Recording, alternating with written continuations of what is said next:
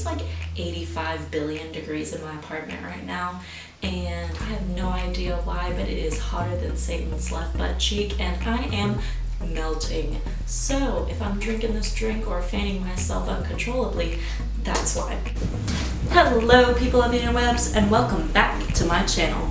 It's your host here, Emily B, back with another video. And today is part 2 to my art tour video, where I am going to be talking about specific pieces of art that I've made, the stories behind them, kind of the process of a few of them. So if you're interested in hearing some of the stories about specific pieces that were featured in my last video, then keep on watching.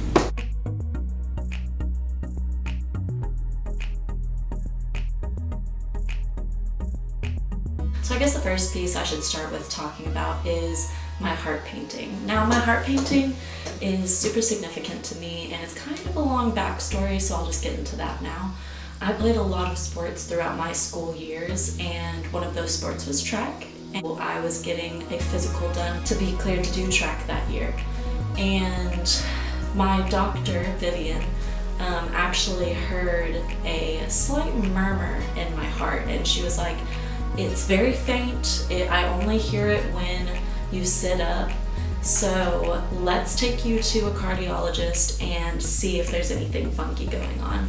And so the next day I was scheduled with a cardiologist, and so they did an echocardiogram and an ultrasound of my heart and determined that I had a hole in my heart. The original measurement was 7 millimeters, but whenever the actual surgery took place and they measured everything, the hole itself ended up being almost an inch in diameter. So it was a pretty sizable hole, and I ended up having to have surgery for it 3 months after the discovery of it. But the condition that I had was called an atrial septal defect, and it was a congenital heart defect that I had had since birth, but I never was tested for it because no doctor had ever located that before in me or detected that in me. So throughout my entire experience of all my physicals, throughout all of my school years, up until when I was 16, I didn't even know I had this. So it was kind of a traumatic experience, also having surgery so soon after I found out about it.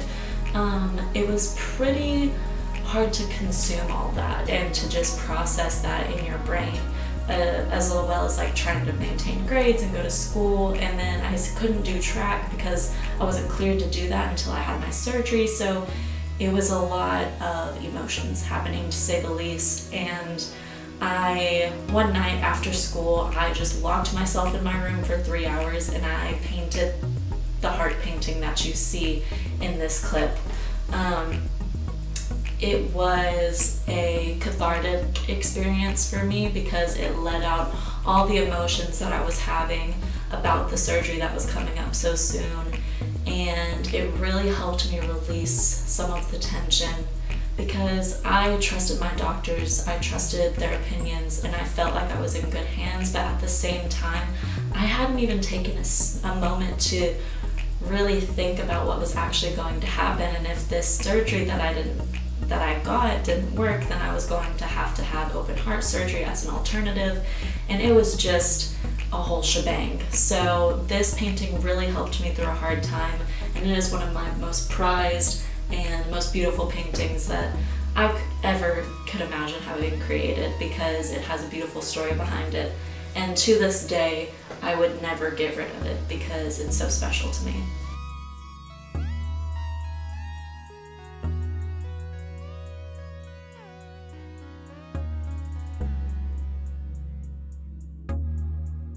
The next painting that I want to mention is my mermaid painting. The story behind my mermaid painting is I, as many other people on this planet, have experienced depression and anxiety in varied severities all throughout my life. And at one point in my life, I was deeply depressed and in a state of mind where I felt like I couldn't talk to people. So one of my main coping mechanisms was art and expressing that through painting. And so I created this painting during that time, and what it really is supposed to symbolize is like even the most beautiful people and the most beautiful creatures hit rock bottom, but you notice at the top of the painting there's a sunshine. That sunshine is still seeping through to them and trying to get to them. And so even if you are in your darkest days and you are in your worst times, that light is still trying to get to you because you can't stop it. So I've always loved mermaids, I've always loved the ocean, and I've always thought those were two of the most beautiful things. So I wanted to bring a contrast to that and kind of express my emotions of how I was feeling in that time through a character of sorts that I always found so inspiring. So that's the story behind my mermaid.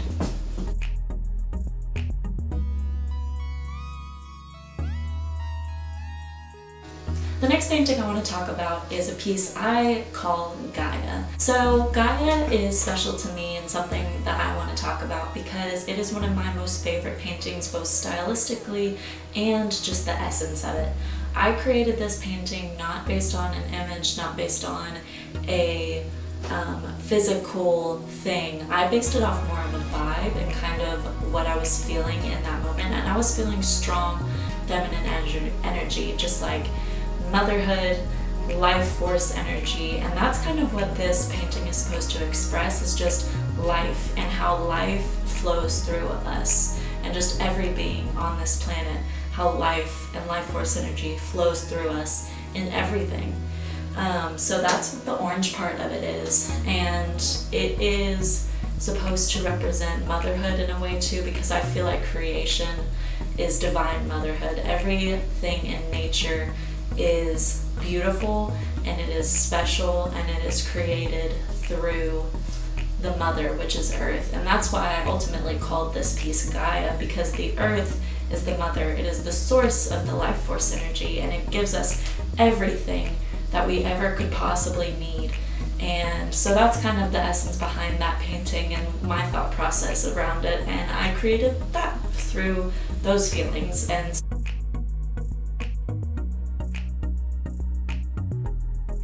the next one I want to talk about is Annabelle, the picture of my cat, Annabelle. So at my parents' house, I have 3 cats, Annabelle, Gato, and Little Bit.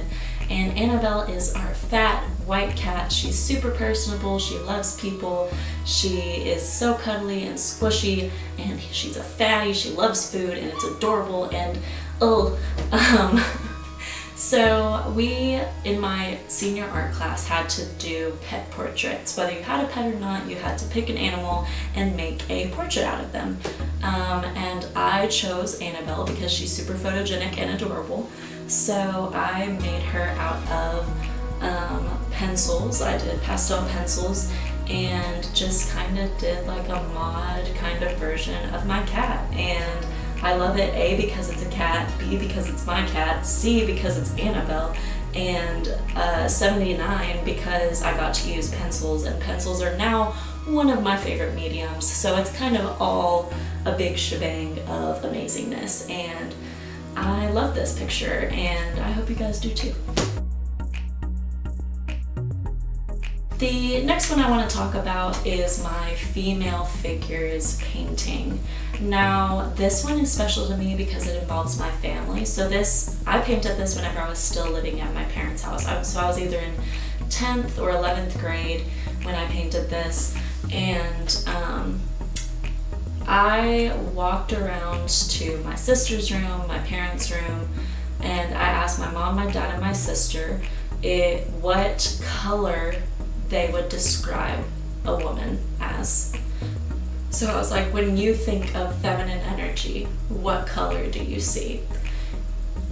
And I can't remember who said what, but those I chose was purple, blue, and red. So that kind of went perfectly together. And so I put them all together and created some very natural poses of just a female figure.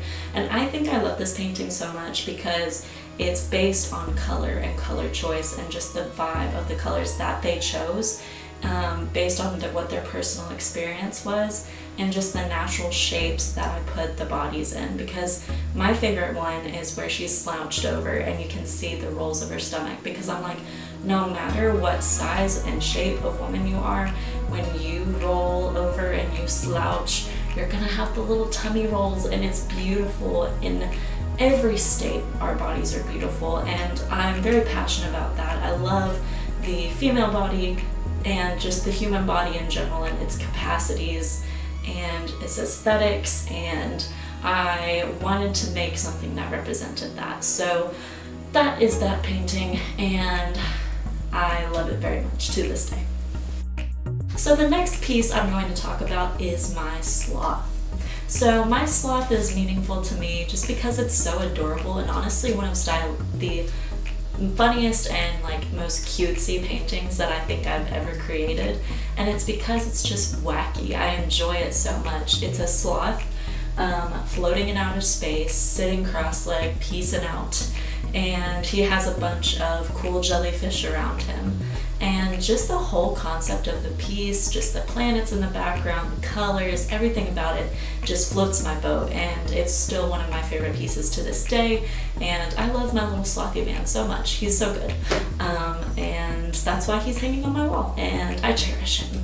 I probably painted that one when I was in 9th grade, probably 9th or 10th grade. I painted that one, so that one's a pretty old one, and it still makes me so happy. My camera's about to die, my camera's about to die, I'm wasting time, but my camera's about to die.